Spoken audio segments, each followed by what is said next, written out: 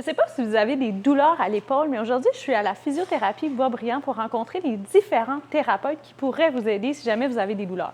Donc, nous, comme médecins, c'est souvent, on va référer en première ligne pour des douleurs à l'épaule. Donc, on va voir un masso, on va voir un ergo, physio et ostéo pour savoir leurs différentes approches. Si vous auriez une douleur à l'épaule, comment eux, ils voient la douleur, puis comment ils l'adressent. Donc, suivez-nous pour cette conversation. Si on prend un exemple, par exemple, vous avez quelqu'un qui arrive qui a une douleur à l'épaule. Ouais. C'est quoi votre approche? Comment vous voyez, puis comment ça diffère des autres approches, par exemple? Bien, s'il vient me voir pour l'épaule, c'est sûr que je vais adresser tout le corps à travers, bien sûr, tout mon questionnaire, tout le questionnaire qu'on avait recueilli, toutes les réponses qu'on avait recueillies, pour voir si c'est vraiment comme juste l'épaule ou ça vient d'ailleurs. C'est sûr qu'on ne peut pas éliminer la région thoracique, la région cervicale, l'épaule. Souvent, l'épaule, je trouve qu'on passe toujours à côté, il y a des restrictions au niveau de la mobilité costale, puis l'épaule, quand même, c'est, comme vous le savez, c'est un beau complexe au niveau articulaire, mais aussi il y a tout ce qui est costal qui nous aide au niveau de la mobilité. En fin d'amplitude, souvent, si notre première, deuxième côte ne bouge pas super bien, ça vient compenser, fait que ça dérange un petit peu la mécanique de l'épaule, ce qui fait en sorte que, oui, on va avoir peut-être un petit accrochage. Mais est-ce que c'est l'accrochage vraiment d'origine conflictuelle ou d'origine plus... d'origine mécanique, oui, mais il y a une composante costale. Fait que c'est important, par exemple, d'aborder tout ce qui est costal, le cou cervical, thoracique.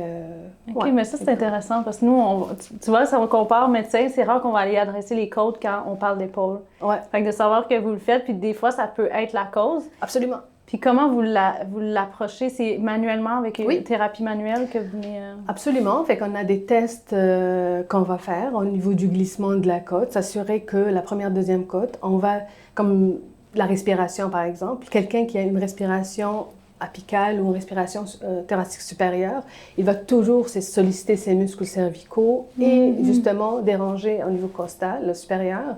Fait que ça, par exemple, je vais tester par rapport à la respiration, je vais voir comment mes côtes bougent. Puis après, je vais aller tester plus en manuel, faire mes glissements. Est-ce que j'ai ma côte qui glisse?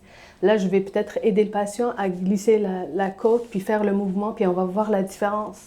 Le mouvement, il se fait mieux. Fait que là, ça va objectiver au patient un petit peu, c'est comme ce que je vais faire, puis il va lui aussi faire un lien de causalité, en fait.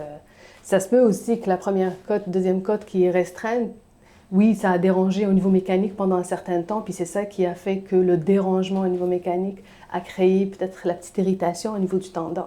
Fait que c'est pour ça que je dis notre vision, oui, c'est de la tendinite, mais peut-être s'il n'y a pas d'usure particulière, s'il n'y a pas, peut-être aller voir autre chose.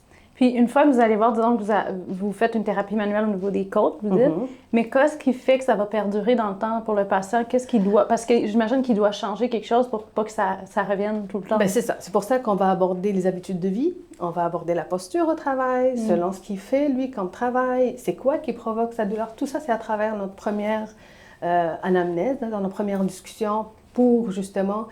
Puis c'est sûr aussi, il faut donner des exercices. C'est sûr qu'on ne peut pas s'en passer. Là. Il faut aller chercher des exercices pour aller chercher toute la stabilité parce qu'on ne sait pas depuis quand ça perdure. Fait qu'il y a eu on va dire, un mauvais recrutement des muscles qui ont peut-être, ça fait un petit bout qu'ils travaillent autrement.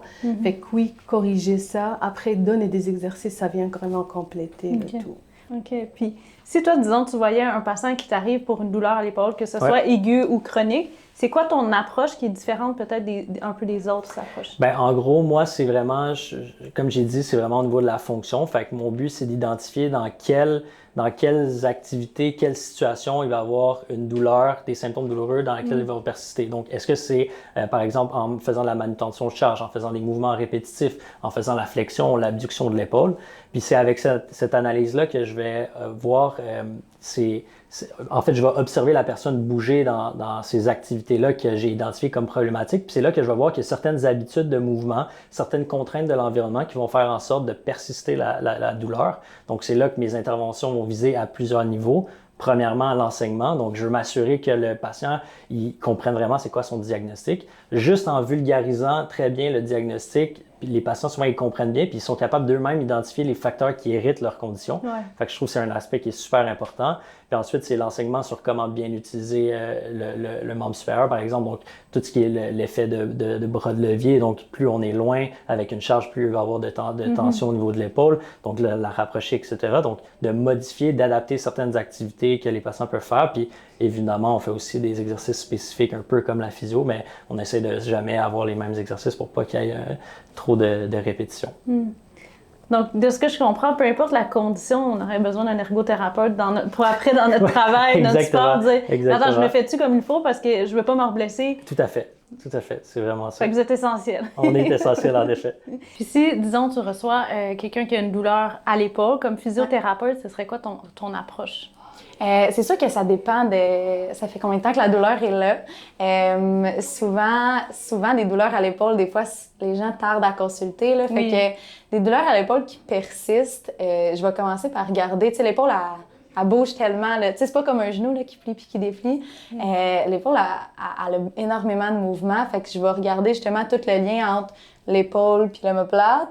Les muscles qui s'y attachent, fait que la force des patients. Des fois, il y a des petites faiblesses musculaires ou au contraire des tensions musculaires qui peuvent comme expliquer certains patterns de mouvement qui fait qu'on développe certaines conditions à l'épaule. Puis après, aussi le haut du dos. C'est toutes les personnes qui ont une posture peut-être un petit peu plus comme ça, qui essayent de lever leur épaule. J'ai fait tout en faire à un patient et c'est dur, c'est difficile. Fait que si on regarde tout le temps juste l'articulation en soi, on a moins de gains que si on vient voir la personne dans sa globalité. Puis je pense que ça touche aussi à la physio en tant que telle, là, de venir voir un petit peu qu'est-ce qui se passe en haut, qu'est-ce qui se passe en bas, qu'est-ce qui pourrait expliquer des douleurs comme ça. Puis après, avec l'épaule, souvent, le programme d'exercice, il est vraiment de mise. Fait qu'au niveau du renforcement, omoplate, épaule, au niveau de la mobilité en tant que telle, c'est une épaule qui est raide puis que ça fait quelques mois qu'on la bouge pas parce qu'on a de la douleur, ben veux pas, ça va être pertinent de venir gagner en mobilité.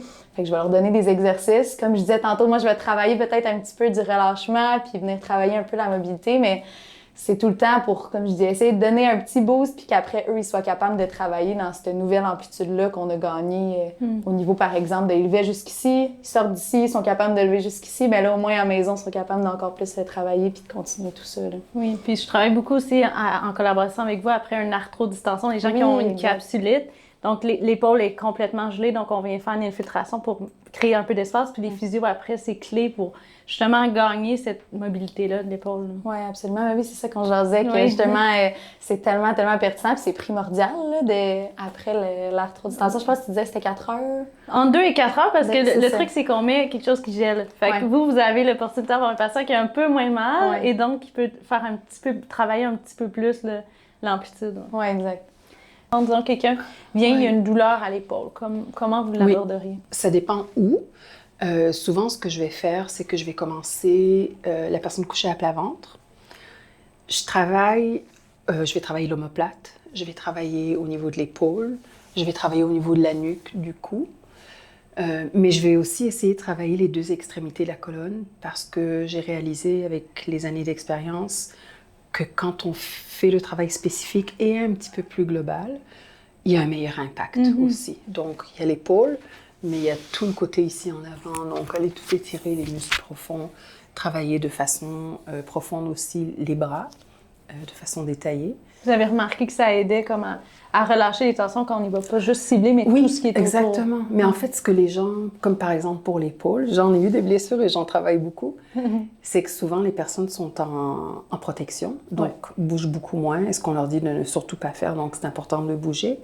Mais ce qu'on veut, c'est qu'ils aillent atteindre...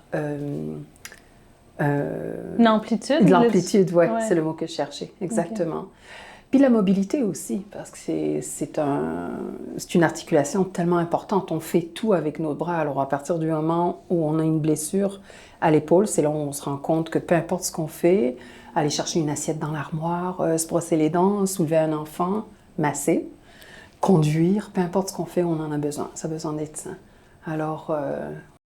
J'espère que cette conversation avec les différents thérapeutes vous a aidé à mieux comprendre si jamais vous avez une douleur à l'épaule, mais qui aller voir? C'est souvent des questions que j'ai.